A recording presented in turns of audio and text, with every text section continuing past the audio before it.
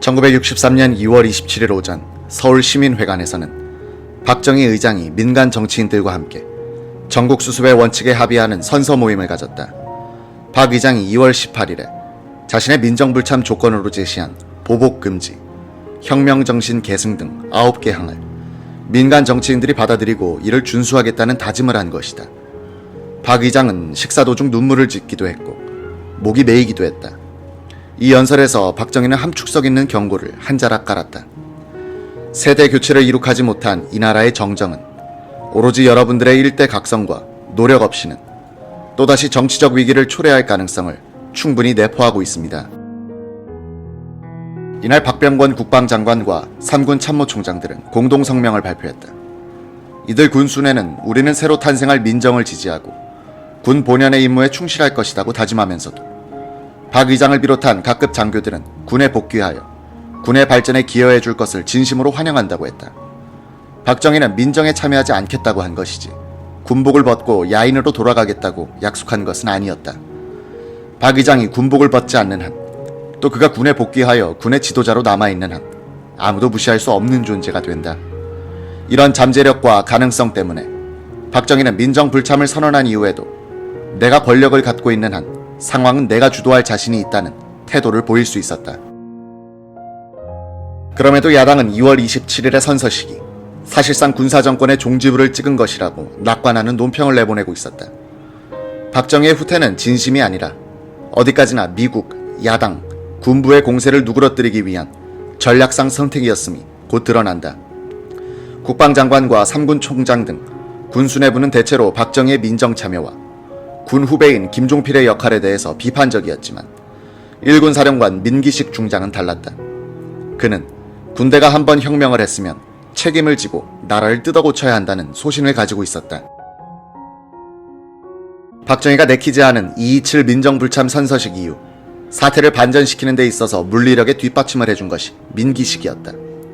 당시는 3군 사령부가 설치되기 전이라 육군 전투병력의 거의 전부를 민기식의 1군이 관할하고 있었다. 그는 일화가 많은 사람이다. 술, 언중유골의 농담, 그리고 많은 기행. 민기식 중장이 5.16 혁명 직후 2군 사령관이 돼 대구에 부임했더니 청수원이란 음식점에서 박정희 부사령관이 있을 때 갚지 않고 간 외상값 500만 환을 청구해왔다.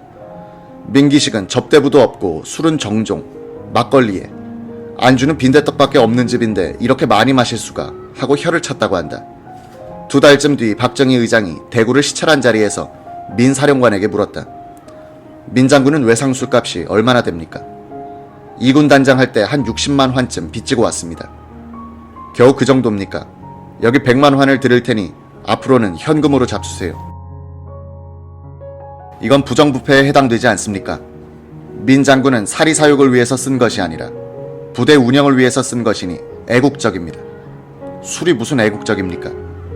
술을 애국적으로 마시는 점에서 통하는 게 있었던지 박 의장은 함경도 군맥의 대표격인 박이망 1군 사령관을 교체하면서 민기식을 후임자로 발령했다. 1962년 5월의 일이었다. 부임 직후 민기식은 휴전선을 따라서 근무하는 일선 중대장 25명을 사령관 관사 앞들에 집합시키고 부사령관, 참모장, 사령부 전 참모들을 배석시켰다. 민 사령관은 35도짜리 소주 5상자를 가리키면서 선언했다. 이제부터 불평불만을 털어놓는 욕대회를 하겠다. 앞에 큰 식기에 부은 술을 마시고 녹음기 앞에 가서 마음대로 털어놓으라. 여기에서 한 말은 내가 책임진다. 다만 우리 민족에 나갈 길을 아는 유일한 지도자 박정희 장군과 우리의 우방 미국을 욕해서는 안 된다. 나머지는 나에게 개 XX라고 해도 좋으니 마음대로 욕하라. 욕을 제일 잘한 자에게는 1등상을 주겠다. 민기식 1군 사령관은 일선 중대장들을 상대로 벌인 욕대회에서 그들이 털어놓은 70여 개의 건의사항을 정리하여 녹취 기록과 함께 박정희 의장을 찾아갔다. 통신장비와 탄약의 부족, 그리고 복지 문제에 대한 불만이 대부분이었다. 박 의장은 나도 야전군 참모장을 할 때 느꼈던 문제점들인데 즉각 해결하겠소 라고 했다. 민기식 중장은 또 북한군이 비무장지대에 근무 중이던 우리 장교와 하사관을 납치해가자 그 보복으로 특공작전을 벌여 북한군 장교 2명을 납치해왔다. 멜로이 미 8군 사령관은 북한 측에서 자꾸만 장교 2명을 국군이 납치했다고 방송을 하고 있는데 어떻게 된 일인가 하고 물었다. 민 장군은 그런 일이 없다고 버티다가 한참 뒤에 미군 측에 넘겨주었다.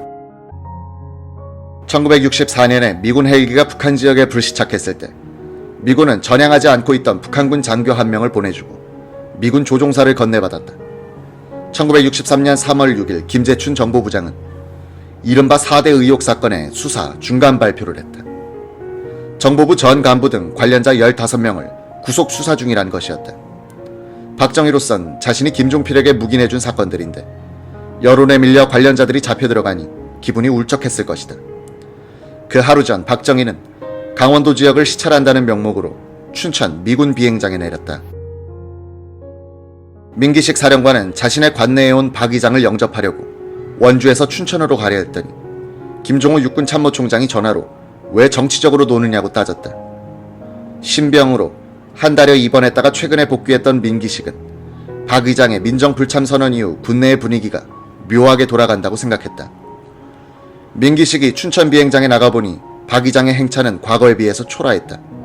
수행자는 이유락 공보실장, 장경순 최고위원, 그리고 수행 기자들이 전부였다. 추령 나온 인사들도 몇 안 됐다. 박 의장은 나는 이제 정치에서 손을 뗐으니 나오지 말게 하라고 지시했다는 것이다.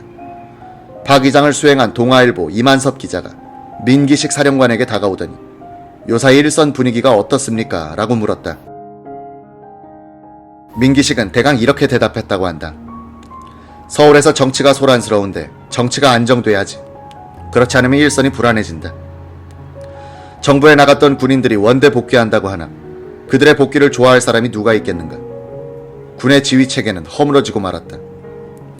이만섭 기자가 전화로 부른 기사 내용은 다소 달랐다. 군단장급 이상의 장성들이 모임을 갖고 박 의장이 민정에 참여해야 한다고 건의하기로 했다는 요지였다. 김종호 총장은 이 기사의 진위를 확인하려고 민기식 사령관을 전화로 찾았으나 민 장군은 일부러 전화를 받지 않았다. 김종호 총장은 이 기자를 구속해서 진부를 가리자고 나왔으나 재치 있는 이유락이 그 문제는 여기서 알아서 처리하겠다고 했다. 이날 춘천의 한 호텔에서 묶은 박 의장 일행은 다음날 아침 호텔을 나오다가 키가 큰 이만섭 기자와 눈이 마주치자 이만섭 기자 아직 안 잡혀갔군. 잡아가 버리지 않고 라고 농담을 했다. 의외로 표정은 밝았다. 박정희 의장은 원주로 가는 차 중에서 동승한 민기식 장군에게 심경을 토로했다. 그는 한숨을 쉬면서 괜히 혁명을 해가지고 정치에 발을 잘못 디뎠어요. 죽일 놈들 이라고 하다가 혁명 동지들끼리 불화가 생기고 뜻이 맞질 않아 결국 헤어지게 됐다고 했다.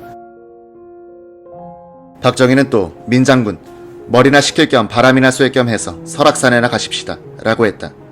민기식은 정색을 하고 말했다. 그만두시는 길에 이임사라도 하십시오. 내일 사령부로 중령급 이상 장교들을 다 부르겠습니다. 그러면 훈련도 못하는데 그만두시오. 그리고 민 장군도 그만둘 사람을 따라다닐 필요가 없습니다. 1963년 3월 6일 박정희 의장과 동승하여 원주로 가던 민기식 1군 사령관은 한 해 전에 있었던 일이 생각났다. 그날 야전군을 시찰하러 온 박 의장을 모신 차가 원주역 못 미쳐 어느 국민학교 앞을 지나갈 때였다. 국민학교 2학년 정도밖에 안 되는 앳된 소년이 박 의장과 민 장군이 동승한 차 앞으로 달려나오면서 박정희 이 나쁜 놈의 새끼야 라고 소리를 지르면서 돌을 던졌다. 돌은 정통으로 유리창에 맞았으나 깨지지는 않았다. 민 장군이 얼른 주위를 둘러보니 통행인은 보이지 않았고 그 소년은 달아나지 않고 노려보고 있었다. 저 어린 것이 뭘 알겠습니까? 그냥 가시죠. 박 의장도 묵인하여 차는 사령부로 직행했다. 민 장군이 추측컨대 그 학생의 가족 중 누군가가 5.16 혁명으로 한 맺힌 피해를 본 것이라 생각했다. 민 장군은 그때 묵묵히 참아준 박 의장을 고맙게 생각하고 있었다. 이런 상념에 잠겨있는 사이 차는 군사령부에 도착했다. 박 의장과 민 장군은 사령관 숙소에서 새벽 2시까지 함께 술을 마셨다. 그 자리에서도 박 의장은 군 수뇌부의 이름들을 대면서 그자들을 믿었는데 죽일 놈들이야. 하기야 죽음을 같이 하기로 맹세했던 혁명 동지들도 그 모양인 그까짓 놈들이야. 괜히 혁명했어 괜히 라고 중얼거렸다. 체념한 듯한 박 의장의 모습을 보는 민기식의 마음도 언짢았다. 민기식은 아무리 술을 많이 마셔도 새벽 4시면 일어났다. 박 의장은 늦게 자고 늦게 일어나는 편이었다. 민기식 사령관이 아침 8시에 박 의장 숙소에 들렀더니 아직 일어나지 않고 있었다. 간밤에 낙담하는 모습이 떠오른 민기식은 불현듯 혹시 박 의장이 자살한 것 아닌가 하는 생각을 했다. 그가 불러 모은 장교들은 연병장에서 기다리고 있었다. 아침 8시 30분쯤 일어난 박 의장은 얼마나 모였습니까? 하고 민 장군에게 물었다. 중령 이상은 다 모였습니다. 박 의장에게 기대하는 사람들이 많습니다. 서운해하는 사람들이 많으니 납득할 만한 이임사를 하시는 것이 좋겠습니다. 나도 오늘부로 사표를 내겠습니다. 말도 되지 않는 소리 하지 마십시오. 신정부가 들어서도 공무원들은 괜찮을 겁니다. 자진해서 사표 낼 필요는 없습니다. 이날 박정희가 원주 1군 사령부 연병장에 모인 장교들을 앞에 두고 준비된 원고도 없이 즉석 연설로 토로한 내용은 그의 정치 행로를 바꾸는 한 계기가 됐다. 그가 9일 전 민간인 정치인들과 함께 민정불참을 선서한 이후 그를 혼돈과 방황 그리고 울분에 빠뜨렸던 것들이 이 연설을 통해 정리되고 그는 새로운 궤도를 타게 된다. 김종필의 외유를 전후하여 흔들렸던 박정희는 다시 권력의 의지를 세우게 된 것이다. 박정희는 먼저 이런 자리에 오면 내가 살던 집에 다시 돌아오는 그런 감을 금할 수 없습니다. 라고 전제한 뒤 정치적 중립에 대한 소신을 밝혔다. 군이 정치에 관여하지 않을 뿐만 아니라 정치인들도 군에 간섭하지 않아야 군이 엄정한 중립을 유지할 수 있습니다. 과거의 일부 군 장교들 중에 지각 없는 장교들이 정치인들을 따라다니면서 추파를 던지고 개인의 출세와 영달을 위해서 군인답지 못한 행동을 한 것은 군의 명예를 손상시킨 일이었습니다. 민간 정치인들에게 맡기겠다는 것은 여러 가지 추태를 부리고 구악을 저지르고 민주 발전에 해독을 끼친 그런 사람들이 또다시 그 얼굴, 그 인물들이 나와서 모든 것을 해달라고 하는 것은 절대 아닙니다. 요 얼마 전에 외국 인사가 다음과 같은 질문을 본인에게 한 바가 있습니다.